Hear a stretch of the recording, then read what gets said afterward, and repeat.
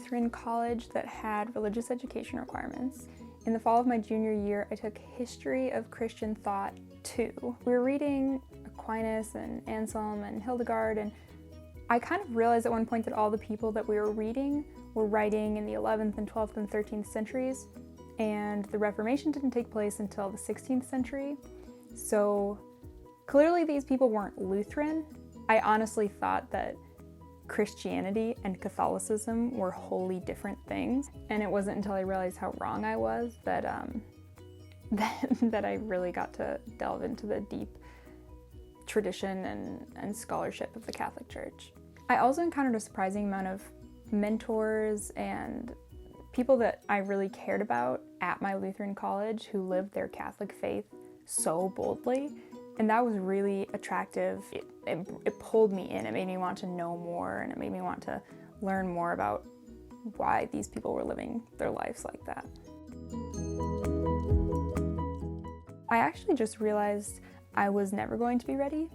I was never going to think that I knew enough, or that I was worthy enough, or that I had studied enough or read enough. Simultaneously, I realized that that wasn't really the point, that Christ didn't come to call the perfectly catechized. And so I had to kind of shift my ideas about what I thought was supposed to happen. The process was really formative in ways that I didn't expect. It brings people from all over in terms of their relationship to the church, their relationship to faith in general, their desire to join the church or just to learn more about the church. You know, you can learn as much as you want, and obviously there's study incorporated into the process as well. Listening to other people's stories, listening to how other people were called to this church, questions that they had, things that they thought would always stand between them and the church, things that lit their heart on fire, you know, all of that. Normally, once you go through the process of RCIA, if you choose to join the church, you'll join on the beautiful and long Easter Vigil Mass. That was not the case for me. I joined the church on Pentecost in the middle of a pandemic and under a citywide curfew. Hopefully unrepeatable circumstances, but it was beautiful.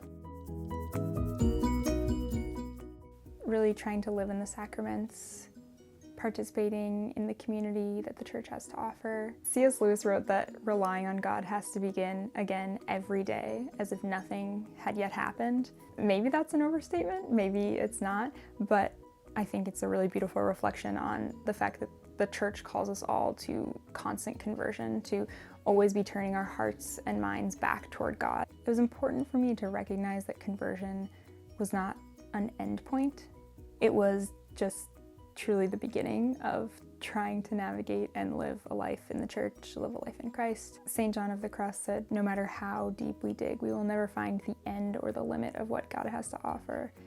And just trying to live in that reality, to grow in prayer and patience and virtues and all sorts of things, keeping track of a lot of things.